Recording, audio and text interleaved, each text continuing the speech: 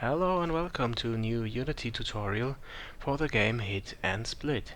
I want to show you the progress of the game. I added a new object, the saw here on the left, a new animation for it, and now we are able to play these animations on clicking the objects like this here. So when I click on the blade, it is rotating and extending, and when I click the boxing glove, it is punching forward.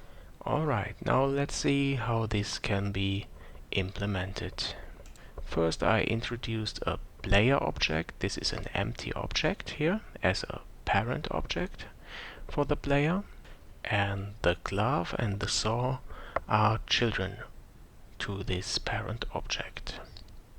This gives me the ability, but this will be implemented in a later step, to move this whole player object to the left and to the right.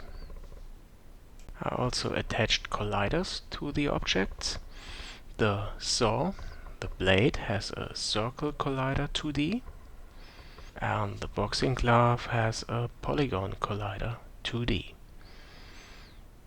We need these colliders later in the game when the enemies or these guys are being punched or split, so that we can react on colliding.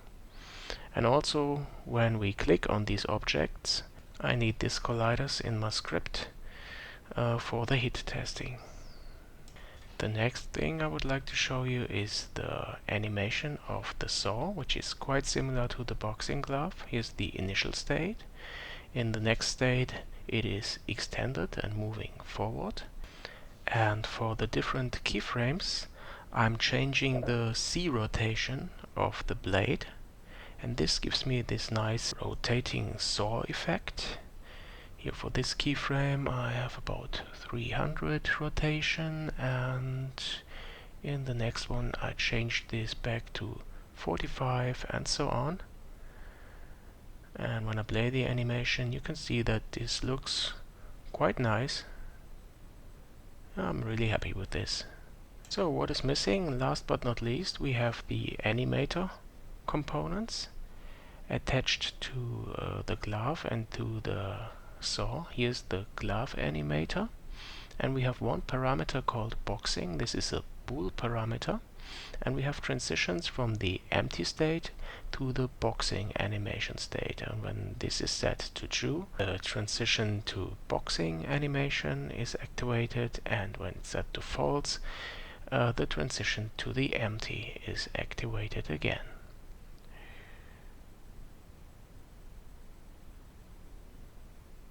And it looks like this.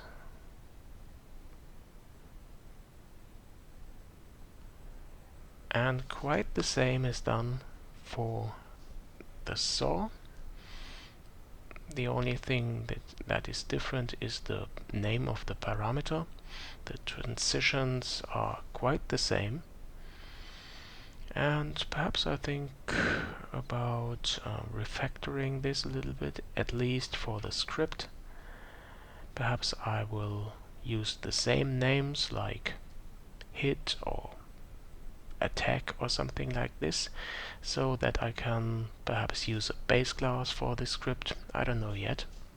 I started by developing two scripts. This is the boxing script with one public variable for the glove sprite, because I want to react on clicking this, and here's the boxing animator component as a private variable. And when I click the left mouse button here, I check if I hit the collider.